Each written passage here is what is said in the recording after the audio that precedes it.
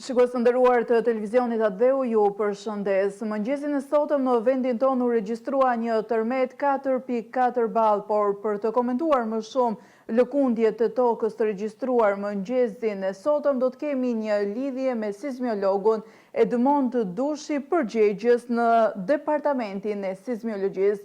Zoti Dushi, faleminderit që pranove ftesën. Faleminderit juve për ftesën. Sa i përket lëkundjeve të regjistruara mëngjesin e ditës së sotme, çfarë mund të themi, janë të zakonshme për rajonin tonë? Po, lëkundjet aktiviteti që startoi në orët e para të mëngjesit dhe me një tërmet me magnitudë 4.4 shkallës Richter dhe u pasua me një aktivitet post-sismik, i cili vazhdon ende, ka një natyrë tektonike dhe është tepër i zakonshëm për territorin e Shqipërisë dhe për rajonin ku bën pjesë Shqipëria. Natyrisht zona është shumë pranë zonës ku regjistrua në 2019 tërmeti i Durrësit dhe për këtë arsye dhe ndoshta ka shkaktuar dhe një lloj paniku, por që aktiviteti është i zakonshëm. Këto tërmete, sidomos tërmetet magnitudë të këtij rangu, 4.4, 4 deri në 4.5, janë tërmete të cilat kanë një probabilitet të ndodhjes çdo vit në territorin e Shqipërisë. Dhe natyrisht, kur këto ndodhin në zona tektonike, siç është dhe rasti në fjalë, pra është një zonë e cila ndodhet midis dy struktura tektonike, është struktura e prezës dhe struktura e krujës. Në këtë rast kemi edhe një vjushmëri të aktivitetit pas tërmetor, pas goditjeve sismike, e cila është krejt e natyrshme. A ka ndonjë lidhje sa i përket me aktivitetet më të gjerë në Ballkan, pra kanë lidhje me ndonjë aktivitet tjetër sismik në Ballkan, dhe do të vijojnë këto lëkundje tërmeti dhe në orët në vijim, lëkundje tokës? Natyrisht që kemi vërejtur kohët e fundit një rritje të aktivitetit sismik për numrin e tërmeteve në rajonin e Adriatikut, në të dyja krahët e Adriatikut, në pjesën veriperëndimore të Shqipërisë, dhe gjithashtu në Greqi, pra aty ku kontaktojnë pllakat e mëdha tektonike, dhe ky është një tregues që kemi një lëvizje rajonale, e cila natyrisht shpreh dhe në aktivitete ose mikroaktivitete sismike që ndodhin në brenda territorit të Shqipërisë. Zona është e izoluar për momentin dhe nuk shfaq një lidhje të drejtë për drejtë, por akumulimi i deformimeve ka ndikuar dhe në çlirimin e kësaj energjie sismike. Dhe ky akumulim është i përhershëm dhe i vazhdueshëm dhe natyrisht që tërmetet rajonale janë tregues për këtë gjë.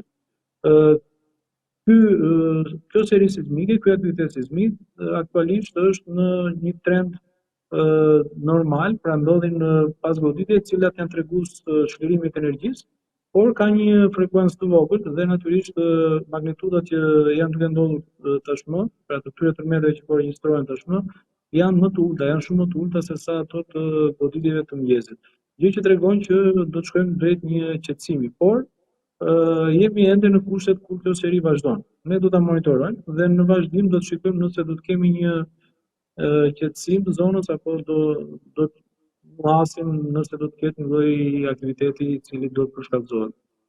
Pra janë lëkundje të izoluara, nuk ka vend për panik që mund të vijojnë më tej apo mund të pasohet nga një lëkundje më e fortë se ajo e mëngjesit të ditës së sotme.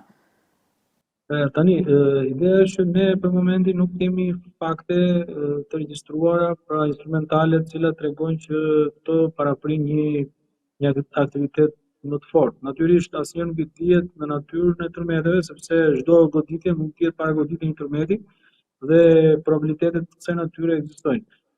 Këtu që nga data 6 qershor vjet re një aktivitet në këtë zonë. Kemi rreth 34 tërmete që kanë ndodhur si paragoditje të këtij tërmeti, por nuk kanë qenë të përqendruar vetëm në një zonë kaq të ngushtë sa që është aktiviteti aktual, por kanë përfshirë gjithë zonën midis dy strukturave tektonike.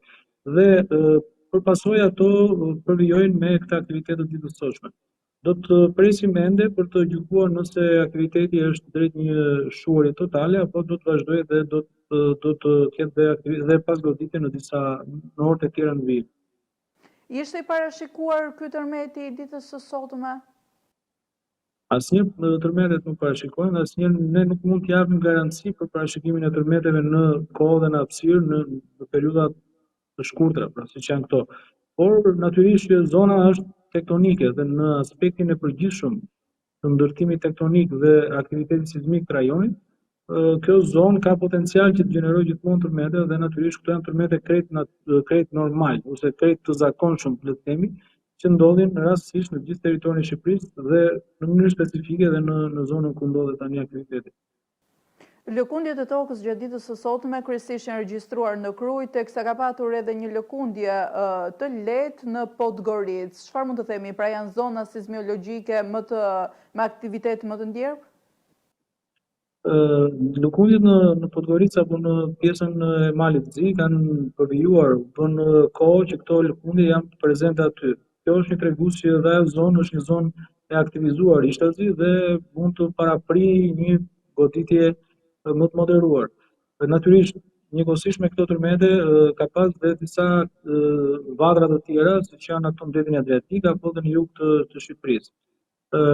Duke u larguar kësaj zone, ne nuk mund të pretendojmë që këto aktivitete janë të lidhura në mënyrë të drejtë për drejtë me njëra tjetrën, por natyrisht ky është një tregues i qartë që aktivizimi i gjithë rajonit me vatra të koncentruara të kësaj natyre është tregues i qartë i një lëvizje që tashmë po jep efekt, pra ka akumuluar deformime dhe natyrisht në disa zona jemi në kushte të tejkalimit të nivelit të qëndrueshmërisë dhe çlirimit të tyre në formën e mikrotërmeteve.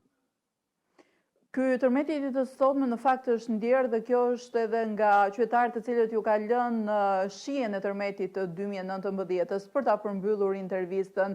Keni një këshill apo sa i përket një rekomandim sipas parandaluese për gjithë shqiptarët, si duhet të vijojnë që të kujdesen apo të vazhdojnë në ditët në vijim, në orët në vijim? Normalisht këshilla më e zakonshme është të mos krijojmë panik.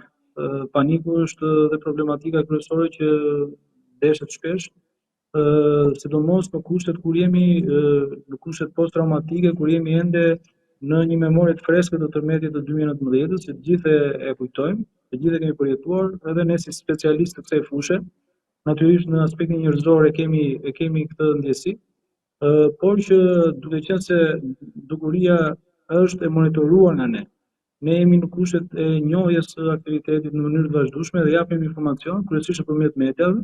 Unë rekomandoj që mos krijohet një shqetësim i tepërt, sepse ky është një aktivitet i cili mund të ndodhi kudo në territorin e Shqipërisë dhe natyrisht goditja e cila dha një efekt ose një ndjeshmëri tashmë i përket orëve të para të mëngjesit dhe tani të gjitha goditjet e tjera që po regjistrohen janë të parëndësishme dhe nuk përbëjnë asnjë problem. Nëse ne do të vijojmë dhe do të kemi një aktivizim apo riaktivizim të zonës dhe do të kemi një qasje tjetër në deklaratat tona, atëherë kjo mbetet për të gjykuar më vonë, por për momentin do të jemi qetë se ky aktivitet është drejt një normalizimi. Zoti Dushit, falenderoj. Faleminderit juve. Shikues të nderuar, ishim deri në këto momente me sismologun Edmond Dushi për të komentuar tërmetin e mëngjesit të sotëm rreth 4.4 ball që u regjistrua në vendin tonë. Bashkëmirëpafshim.